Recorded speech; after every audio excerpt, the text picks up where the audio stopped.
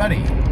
It is Mike Levin on Saturday, June 26, 2021. And I'm driving back from New York City, having dropped my wife off on a adventure.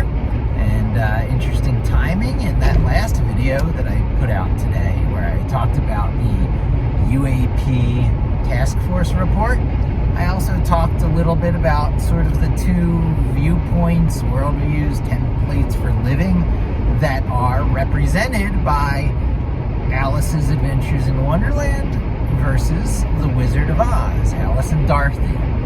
Alice being the more British way, which is encountering a lot of random characters, and no one's particularly nice to you, even though they might put on that face, and then you come out of it having not particularly grown for the experience. And of course, a series of non sequitur events that randomly interrelate, if at all, and no real story, versus the Dorothy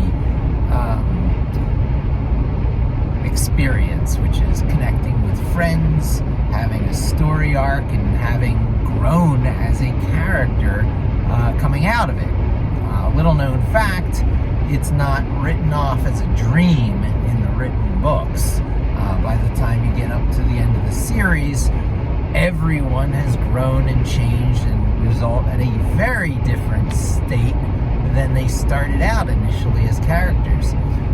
So first there's 14 books, and I don't want to do spoilers, but even Uncle Henry and Aunt Em come into the picture in unexpected ways. And in the Dorothy experience, there's only 2 books, and by the time it's over, it's all just a dream, and Alice goes back to her original life in the role that was cast for her. So these are 2 very different approaches to life and living, and how you interact with the people around you and what you can expect. But of course, people are people. Human nature is human nature. Of course, the way the people around you act and behave is greatly a function of the culture and society of which it's a part. However, what's really important in reality is what's in your mind, how you interpret it. So, a American-style optimist could live very well under the British, way, and conversely, someone who adheres to the more British way could live just fine in American culture and society. So, you're not cast into one role or the other by birth, having to abide by the cultural and societal norms and expectations that are put upon you. You can create out of the experience what you wish and need to in your head. There have been times in my life that I've reminded myself, and I have reminded others, of a little snippet of one of the most influential poems ever written. Stone walls do not a prison make, nor iron bars a cage. Mine's innocent and tranquil, take it for a hermitage. And it takes a little explanation, but it's basically saying you're free in your mind. I forget what horrible European environment it was written under. It might have been, repression during the French Revolution. Prior to that, being thrown into jail for just being a dissenter, which, was pretty common in Europe. It still happens around the world, in other places. But it's important to note that these political dissenters, once thrown in jail, could take one of 2 mental paths. I mean, there's more to it. It's always nuanced, but you give up hope and you are destroyed by it, and you're, ruined as a person. Or stone walls do not a prison make, nor iron bars a cage. It's an opportunity to think, to go inside your head, and to be free in your thoughts, no matter what your outside situation is, no matter how much people want to limit your freedom, control you, take away that which is most precious, your very ability to move, you are still free in your mind. They can't control your thoughts. I read a sci-fi book not long ago, The Circle, which was a statement on modern, culture, the Instagram culture, the always putting on a show. And again, I don't want to do a spoiler, but by the end of the book, there was a very powerful statement made that those who covet that whole Instagram-like experience, only existing to post, were jealous of those who were having experiences, even when unconscious, in their dreaming state, which could not be shared back out onto the net. And that caused jealousy and the determination to look for a way to intrude even upon that. So these things are taken to extremes in sci-fi, and of course, as a thought exercise, you bracket the problem. If you're put into a situation where your freedoms are limited, where you're thrown into a situation that is horrible against your vibe, where it's appears to be suffering, it doesn't have to be, because you can make the conscious decision to protect yourself in your mind. One of the most important learnings in the human, experience.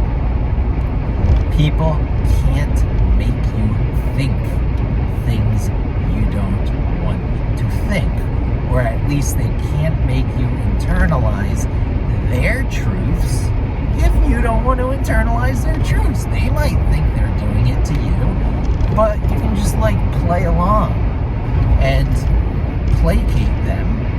And this is so applicable in modern society because how polarized opinions and worldviews are. Trump supporters versus Biden supporters. It's almost like you're from a different species. And that kind of, brainwashing is on both sides. The liberals are hypocritical in so many ways. And the conservatives, it's not even, you can't even call it that yet, whatever that is, the Trumpies, which is, putting the preponderance of evidence aside and believing what you want in the face of all, more obvious, truth. So humans can condition their minds into almost whatever kind of behavior, whatever kind of thinking they need to have, which leads to the behavior that lets them survive at minimum, and the food, clothing, and shelter are your basic requirements, and you do what you need to get those, or to mesh in with, to become a part of, and to be rewarded by, and to thrive in the culture and society you're in. And these are different levels. Some people do the minimum and they don't play the game, quote, play the game, such as it were. And others whose vibes align to the culture and society they're born into happily play the game and flourish and thrive. Now, one might be tempted to say that the financial reward of going that later path is the better way. However, if you have to sell yourself out, if you have to be miserable every step of the way, if your essential inner self is out of alignment with the manifested and projected you that you're being, you have an empty feeling. You lack that spiritual satisfaction.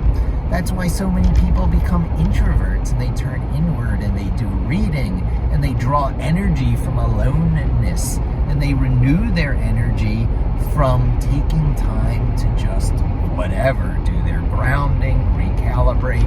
There's so many words for it, but Introverts, who are probably that way because their vibe doesn't align to their society, draw energy from breaking the connections to that society and others who generally abide by the tenets of that society, and to draw energy from other places. Reading is so commonly one of them because it's easy to find people who align to your vibe when you read, and no one else no one else can take that away. I wanted to say, it's connected to that, in your mind you're free. People will try and take away your ability to read, and you'll find that in situations where people are trying to limit your freedom, one of the very things they're trying to keep you from doing is connecting with others of your kind by reading. And don't let them do it to you. Reading is something that is a human given right. You learn to read and write, and one of the big rewards of being able to read is to seek out and consume and to replay in your head the thoughts of people who are having those types of thoughts that will fill you and renew you with energy. It's your right. It's as surely a right as eating. You eat to get your nourishment, food, your energy, and your proteins for powering you for movement and for growing and repairing your body. That's the carbs and the proteins, respectively. You have a right to that as a human being, because without it, you die. Well, there's a spiritual satisfaction. There's a feeling okay with yourself. It's being able to be the kind of you want to shape yourself into once having become familiar with your essential inner vibe, which you don't have to stick to exactly. One of the most common things is to have a soft center, to be a blue circle, a fuzzy blue circle type, the water type, the yin type, the more feminine type, the more intuitive type, and to nonetheless live in the yang, linear, green arrow, hunter, purposeful world that is basically American business, or business worldwide, I would imagine. So the green arrow types represent those of the ecstatic hunter class. To hunt in the woods or on the savannah or wherever takes a certain set of traditional skills that are passed down from generation to generation. You do these things these ways. Here's how you make your tools. Here's how you keep them in good shape. And here's the reward that you get when you have a successful hunt. You come back and you're celebrated, and you get the women, and you live through the winter, yada yada. That is the static world, because there's traditional rules that are passed down, and they vary very little except on those occasional technological advances that happen that can't be taken back. You can't take back the spear thrower. You can't take back the bow and arrow. So that's what changes the world very incrementally in the static state mindset.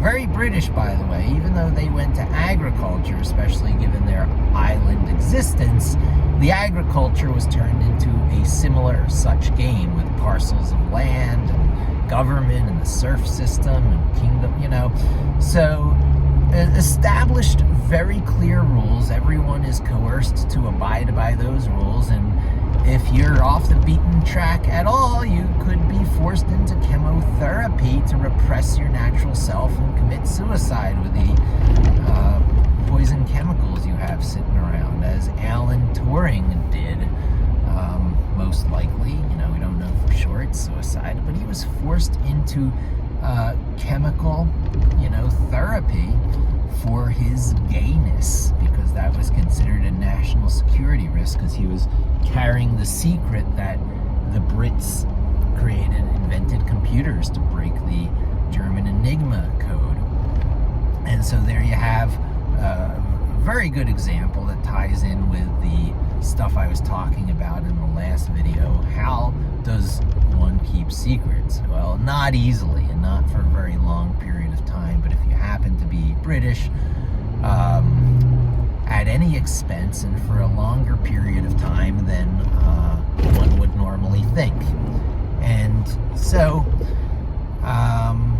static state stuff, the competition, but there they were changing the game. They were doing something disruptive with computers, but couldn't let it be known because of how totally disruptive it was, and maybe they would need that advantage again, and it's better to have it as a secret. And that's very, at that point, Green Arrow Hunter-like, but also they blend it together real nicely because it's, sitting in the shadows and having your invisible hand manipulation, which tends more towards the blue circle and the yin nature.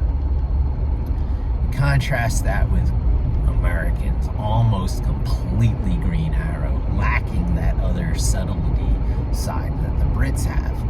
So you keep it secret long enough to develop the atomic bomb as part of the Manhattan Project, and you win already without that the war in Europe, and don't have to really use nukes. You would win the war in the Pacific eventually, using similar techniques, a longer, harder battle, as was done in Europe.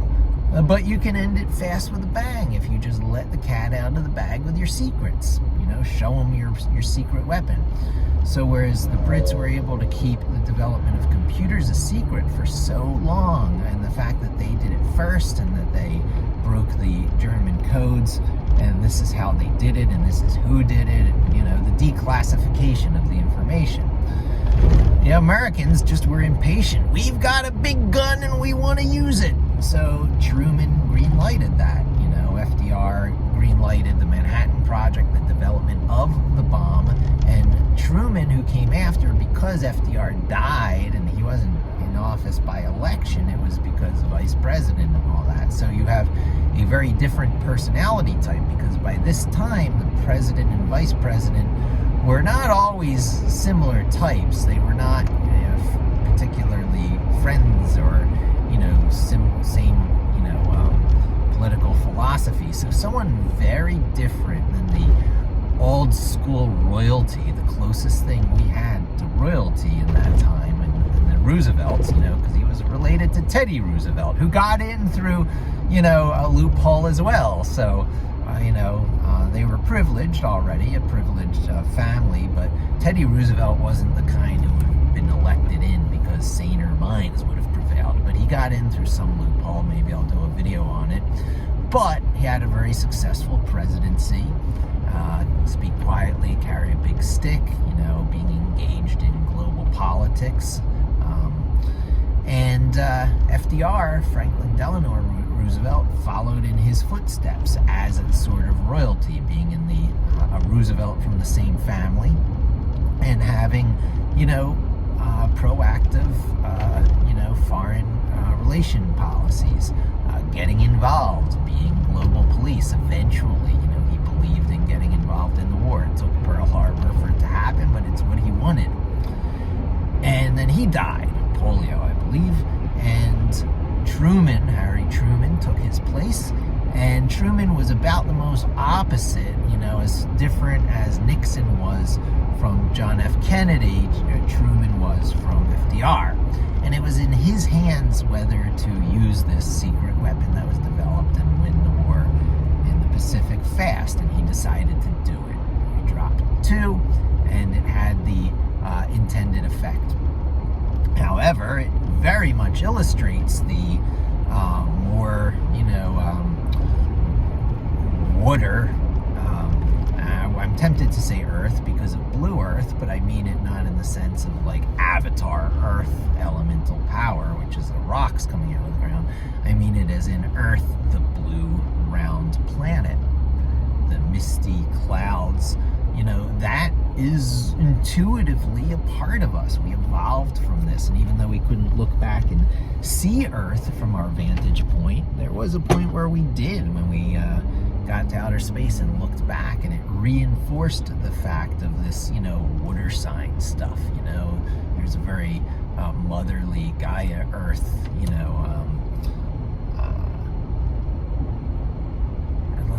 the words elude. English is so inadequate in expressing these ideas, but it has something to do with holistic in many parts and intuitive and game-changing capability. I'll tell the story of Alpha and Omega at some point, but Alpha has that sharp point on it, and it is not the Earth, but it is the trees that grow up off of the Earth with the sharp points of the pine tree pointing up, reflected in the arrowheads at the end of arrows, reflected in just the linearity of the arrows and spears. So you got, which brings life by bringing down an animal, but shoots into a more round animal, and you've got pi, a line going across a circle. All this stuff is just part of us, evolving, looking up at the sun and the moon. We understand the circle, and while not particularly knowing the Earth looked blue from outer space, we got it from, our experience on the oceans, seafaring, being seafaring many times in our history. And then, when you're at sea and you're forced to be introspective and, go inward because the outward stuff is so, rote and uninteresting. It's all muscle memory after a point, all that rigging, mast stuff, the sailors, while having to be in the moment to not get killed, nonetheless, we're just relying on their complete muscle memory, and there was not the active mission thinking of the going off on a hunt in the forest, where every time is a little bit different. Muscle memory will never carry you the whole way because you have to do things like tracking and be more in the moment, than I believe a sailor. Some might dispute that, but that's the way I see it. So alphas and the pointy arrow people and the green people are more mission-based, beginning, middle, and end, and they actually align more to the American way and the Dorothy and Wizard of Oz part of the worldview equation. And then there's the circular people, the more, wandering, and, there is no particular mission or story being told. You have a destination, but, what are you going to do? Drop off some goods, Maybe you're whaling, a whaling ship, and Moby Dick is a great combining of both sides. It's part of what the driving force of that, the green arrows and the blue circles coexisting, because they are actually going on a hunt on that ship. But for the most part, being seafaring means you're going from point A to point B to drop off goods at point B, to pick up goods at point B, to go back to point A. And it's very, provides a lot of time to think. So the more static activity leads to a more dynamic mind. And with hunting, a more dynamic activity leads to a more static mind. Purposeful, contest-like, very Olympic-like in nature, constant optimization able to be done both on your capabilities and the tools you're using. So it's optimize, become a better hunter. And there's no real secret weapons aside from perhaps, slightly better spear thrower, or slightly better bow and arrow. However, on the other side, the things that change the games are like there were computers, now there's computers. There wasn't nuclear energy, now there's nuclear energy. In the hunting scenario, I like to tell the story of the Alpha and the Omega, which, one can become the other, but I call them, Onophon and Aphonoth, right? One is the circle, one is the arrow, one is the medicine woman of the tribe who can't have kids, and the other is the young alpha male who is the hero of the hunt. And there were bad seasons, and the hero of the hunt, Onophon, who has the rounder name, and starts to tell you they switch roles eventually, but Onophon goes to the medicine woman and says, what can we do? We're gonna die as a tribe. And Aphonoth,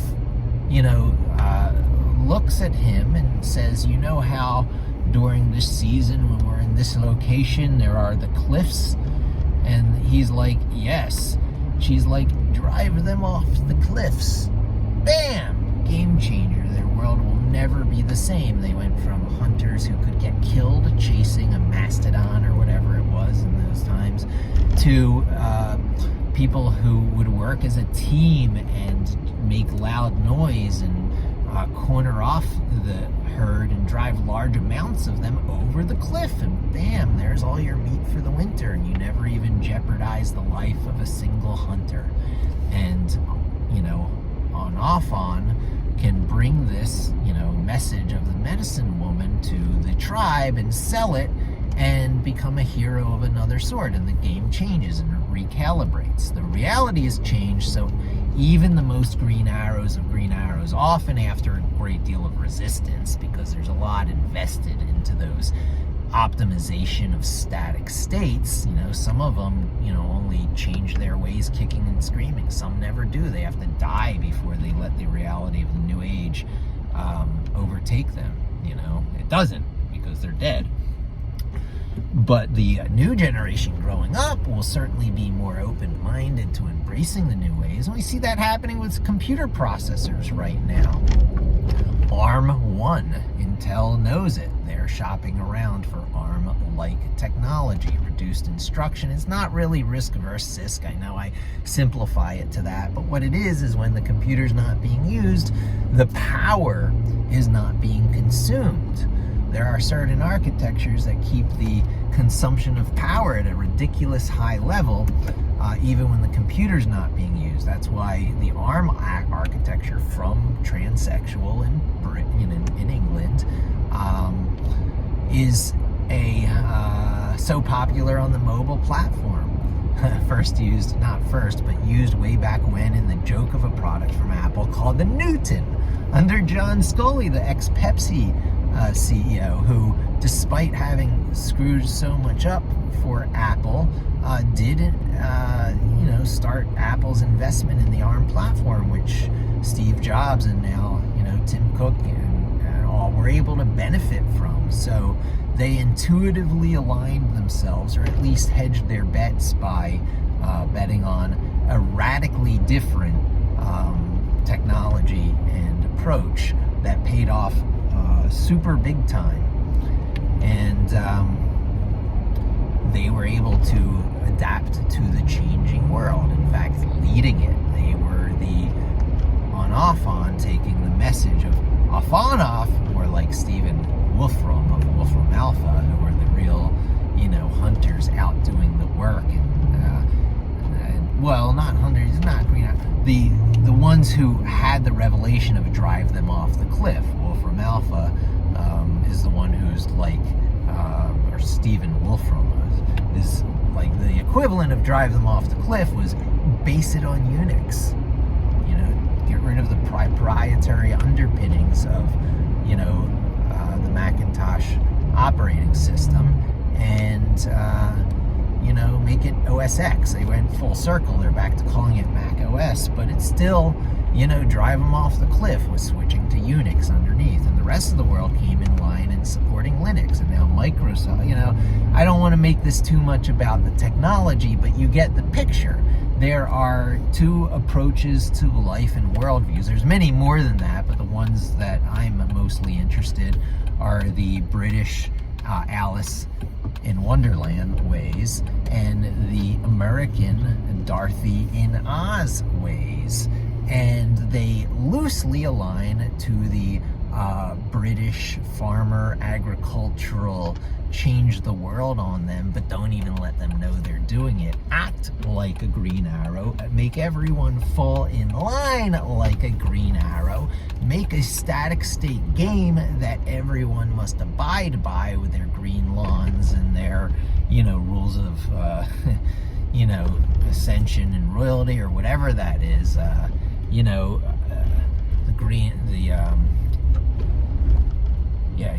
Well, you get the idea. Make everyone abide by one set of rules, but in the background do things in secret where you just don't abide by any of those rules yourself. That's very the hiding of original Omega, the circle, hide that. It's more powerful when it's not in the light. versus the more Green Arrow, linear, pointy, sharp, jab, jab, sometimes explosions, purposeful, beginning, middle, and end, clear story arc, in your face, sometimes quite obnoxious, but you make friends along the way and you accomplish the impossible through, teamwork and all that. And the hunt, joining together on the hunt as banding up to take down the big opponents, ways of the United States. So Dorothy, Wizard of Oz, and the American way. So it's very important to understand that these two things, when we say the alpha and the omega, when you hear that, when you hear alpha, think the pointiness of the A, the tops of pine trees, the tips of arrows, the green of trees. When you hear omega, the roundness of the earth, the blueness of the earth and of water, and the O of omega, the O sound. Alpha and omega, Dorothy and Alice, and the Brits and the Americans. There you have it. That's a pretty good video, and that's where I'll wrap it up. Thanks for joining me. Hope to see you again soon, and don't forget to subscribe.